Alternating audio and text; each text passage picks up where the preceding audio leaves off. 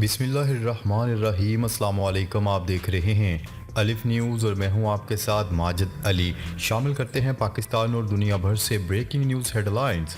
غزہ پر اسرائیلی حملوں میں تیزی، گزشتہ 24 گھنٹوں میں ہسپتالوں کیمپوں پر شدید بمباری۔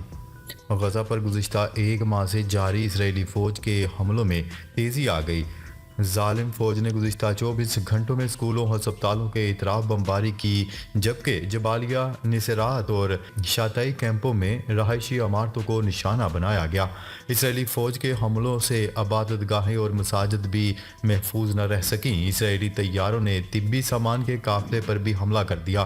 خان یونس میں اسرائیلی بمباری سے 2 مساجد شہید کر دی گئیں۔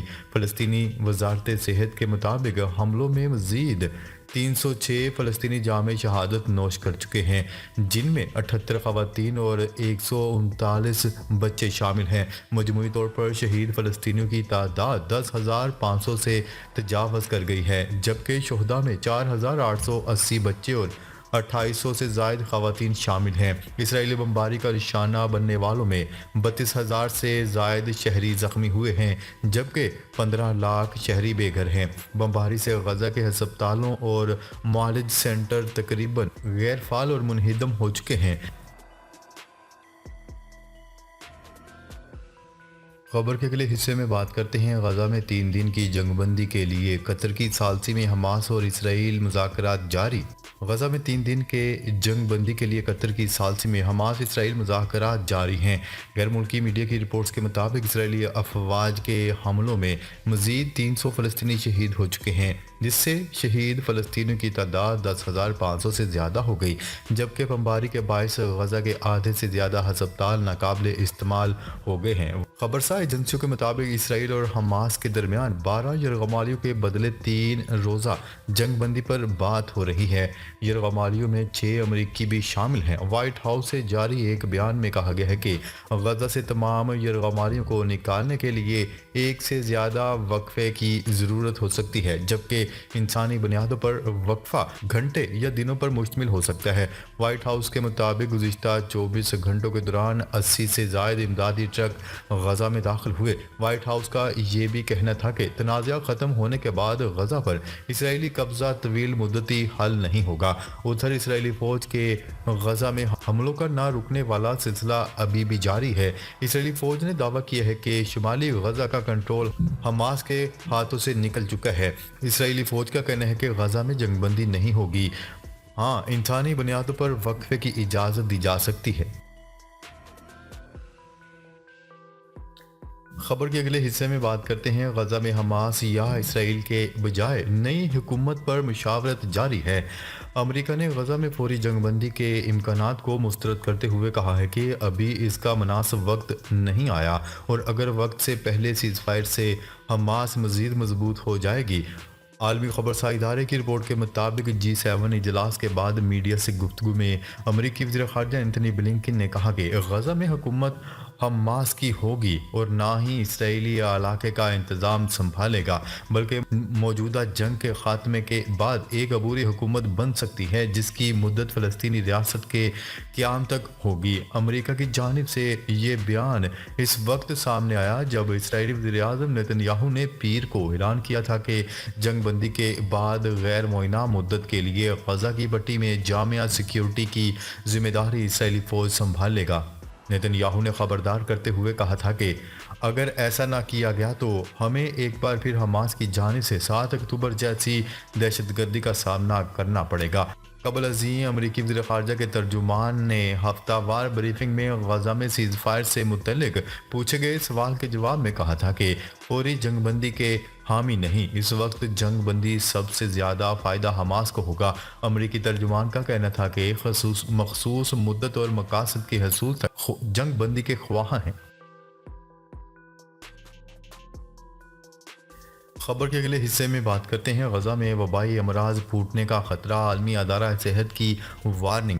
غیر ملکی خبرساز ایجنسی کی رپورٹ کے مطابق عالمی ادارہ صحت WHO نے وارننگ جاری کی ہے کہ اسرائیلی فضائی بمباری کی وجہ سے غزہ میں بیماریوں کے پھیلنے کا خطرہ بڑھ گیا ہے۔ WHO کے مطابق غزہ میں اسرائیلی بمباری سے صحت کا نظام درہم برہم ہو چکا ہے، جبکہ صحت، پانی اور صفائی کے نظام میں خلل ایک اضافی خطرہ ہے۔ عالمی ادارہ صحت کے جاری کردہ اعلامیے کے مطابق ایندھن کی کمی کی وجہ سے ڈی سیلینیشن بھی پلانٹس بند ہیں۔ خبر کے اگلے حصے میں بات کرتے ہیں ملائیشیا کے وزیر اعظم کا حماس کی حمایت جاری رکھنے کا اعلان۔ ملائیشیا کے وزیر اعظم انور ابراہیم نے حماس کی حمایت جاری رکھنے کا اعلان کر دیا۔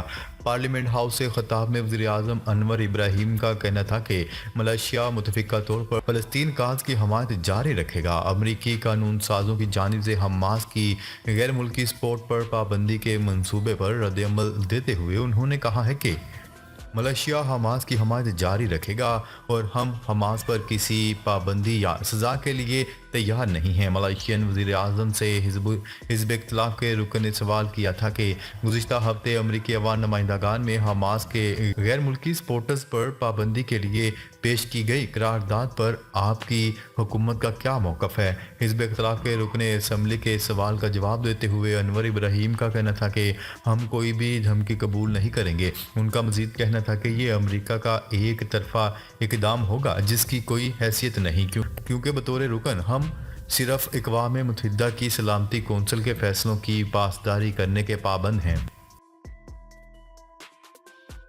خبر کے اگلے حصے میں بات کرتے ہیں ہندوستان کی دوغلی پالیسی اور اسرائیل سے گٹھ جوڑ بے نقاب۔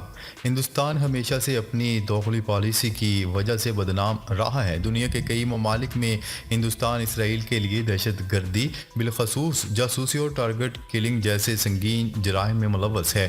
حال ہی میں ہندوستان اسرائیل کے خفیہ ایجنٹ کے طور پر دنیا کے سامنے عیاں ہوا ہے، جس کی تازہ مثال قطر ہے، جہاں 24 اکتوبر 2023 کو عدالت نے 8 ہندوستانی سابق نیول افسران کو اسرائیل کے لیے جاسوسی کے جرم میں سزائے موت سنائی ہے۔ امریکہ نے خطے میں چین کے بڑھتے ہوئے اثر و رسوخ کا مقابلہ کرنے کے لیے بھی ہندوستان سے مدد اور حمایت حاصل کر رکھی ہے۔ روس اور امریکہ کے معاملے میں بھی ہندوستان کی دوغلی پالیسی کھل کر سامنے آ گئی۔ ایک طرفہ مفاد پرست ہندوستان امریکہ کے ساتھ شراکت داری، دوسری جانب وہ روس کے ساتھ تعلقات برقرار رکھنے کے لیے پرعزم ہے۔ امریکی خدشات کے باوجود روس سے تیل کی خریداری ہندوستان کی اسٹریٹجک پینترے بازی کیا امریکہ اور اس کے اتحادیوں کی آنکھیں کھولنے کے لیے کافی نہیں ہے؟ خبر کے اگلے حصے میں بات کرتے ہیں حوثی باغیوں نے یمنی فضائی حدود میں امریکی ڈرون مار گرایا۔ یمن کے حوثی باغیوں نے یمنی سمندری حدود کے اوپر پرواز کرنے والے امریکی ڈرون کو مار گرایا۔ امریکہ کی جانب سے ڈرون تباہ کیے جانے کی تصدیق کی گئی ہے۔ غیر ملکی میڈیا کی رپورٹ کے مطابق ایک بیان میں حوثی باغیوں کا کہنا تھا کہ ہمارے ایئر ڈیفنس نے یمن کی سمندری حدود میں اسرائیل کی مدد کے لیے پرواز کرنے والے امریکی ڈرون کو تباہ کر دیا۔ بیان میں کہا گیا ہے کہ امریکہ کی اس طرح کی سرگرمیاں ہمیں اسرائیل کی فلسطین میں جاری جارحیت کے خلاف کارروائی سے نہیں روک سکتی۔ حوثی حکام نے امریکی ڈرون طیارہ مار گرائے جانے کی ویڈیو بھی جاری کر دی۔ امریکی ڈرون طیارہ یمن کی فضائی حدود میں جاسوسی سرگرمیوں کی غرض سے داخل ہوا تھا۔